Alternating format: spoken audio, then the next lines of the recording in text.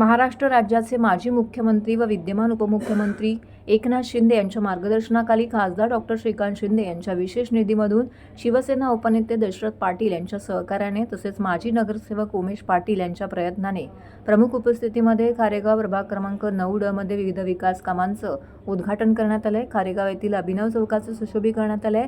पारसिक नगरमधील रघुकुल जवळील नवीन आदर्श पारसिक मित्र मंडळ हा कट्टा बांधण्यात आला आहे। पारसिक नगरमधील नेचर्स कोली येथे नागरिकांसाठी शेड बांधण्यात आलेला आहे। पारसिक नगरमधील अमृतांगण येथे राहणाऱ्या रहिवाशांसाठी बसण्याकरिता नवीन कट्टा बांधण्यात आला आहे। पारसिक नगरमधील वास्तू आनंद येथे सिमेंट काँक्रिटीकरण करण्यात आले आहे। साईनाथ नगर येथे नवीन नाला बांधण्याचं काम देखील सुरू करण्यात आलं आहे।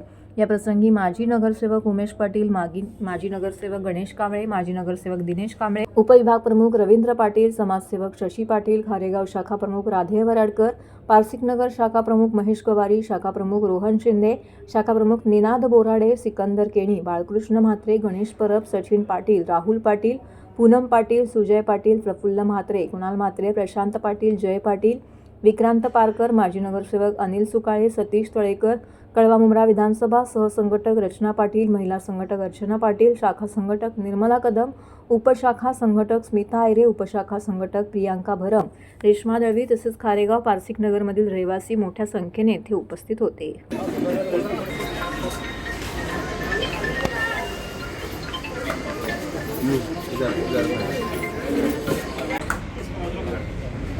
cut it.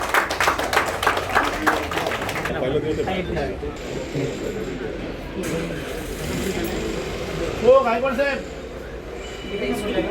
महेंद्र गायकवाड साहेब,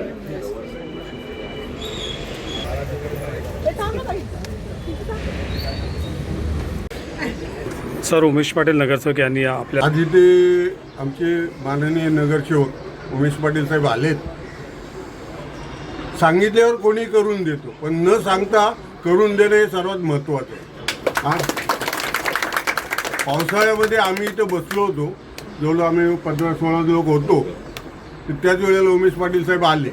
पावसाळ्यामध्ये अशी परिस्थिती होती की चारी बाजूने पावसाच्या झडी येत होत्या। त्या बघितल्यावर उमेश पाटील साहेबांनी आम्हाला सांगितलं, हे काय बसलेत तुम्ही असे?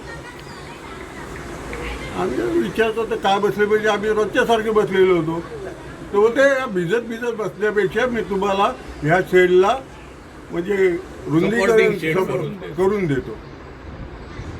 तर त्या हिशोबाने त्यांनी आज आम्हाला हे एवढं चांगलं दिसतंय ते उमेश पाटलांनी केलेलं आहे। न सांगता करून देणं हे महत्त्वाचं आहे। एखादी गोष्ट आम्हाला अशी भेटली किंवा आमच्या मुलांनी दिली, सुनेने दिले, त्याच्या महत्त्वापेक्षा न मागता त्यांनी जर आणून दिली तर आम्हाला त्याचे जास्त अप्रूप आहे। तर मी उमेश पाटील साहेबांचे इथं म्हणजे आभार नाही मानणार, पण मी धन्यवाद देतो की आम्ही न मागता ज्या ज्या गोष्टी आम्हाला लागल्या ते त्यांनी दिल्या। आमची मुलं, आमच्या सुना आमची जशी काळजी करतात ज्येष्ठ नागरिक म्हणून, तसंच नगरसेवक म्हणून जे जे काय करायचं असतं ते उमेश पाटील साहेब आमच्या ज्येष्ठ नागरिकांसाठी करतात।